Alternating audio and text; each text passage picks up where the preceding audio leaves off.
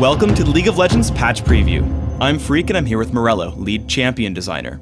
This video will explain some of the gameplay changes coming into the next update for League of Legends.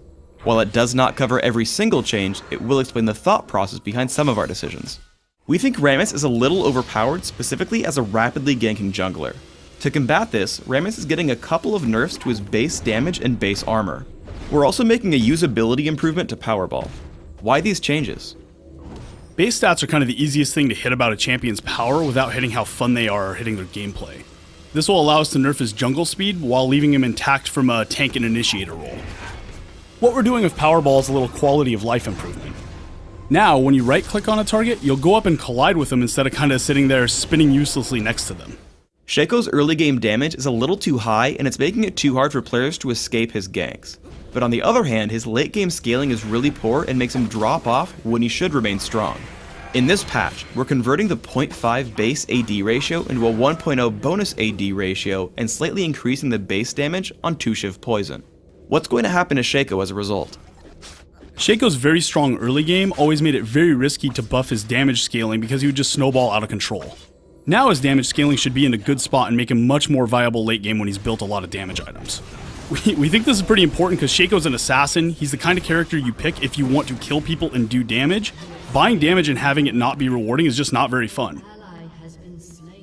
Since Jax's remake, he's had a lot of trouble staying alive in teamfights and he's been underpowered as a result. To give him this durability, we're changing the active portion of his ultimate, Grandmaster's Might, to grant bonus armor and magic resist instead of bonus damage and ability power.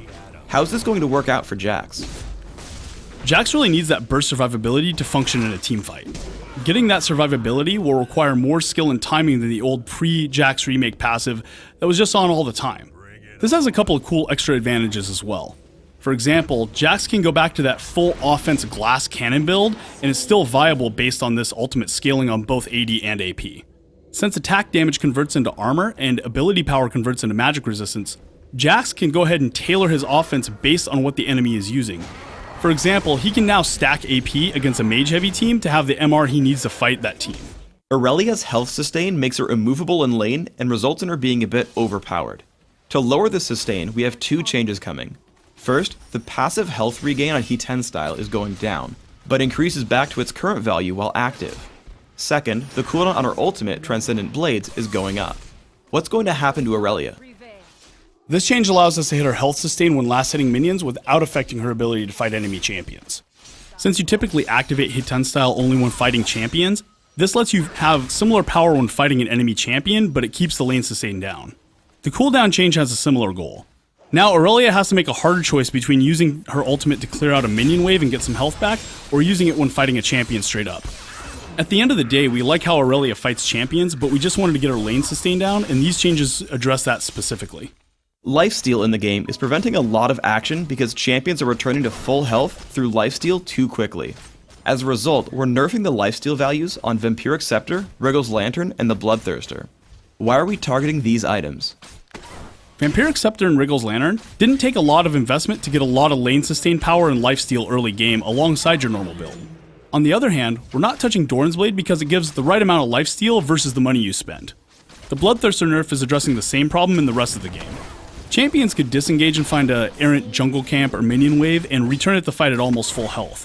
This is a problem because we wanted damage to last and be meaningful even over the course of a long fight. We're also making the Bloodthirster only lose half its current stacks on death instead of all of them. Why?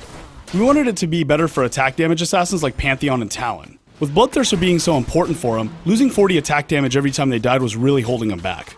We also wanted to make action restart more quickly after a death, so you're not getting your stacks back and saying, hey team, let's not fight until I farmed up 40 minions to recharge this thing. Thanks for tuning in to the League of Legends Patch Preview. Please subscribe to the Riot Games YouTube channel above, and don't forget to thumbs us up just below the video.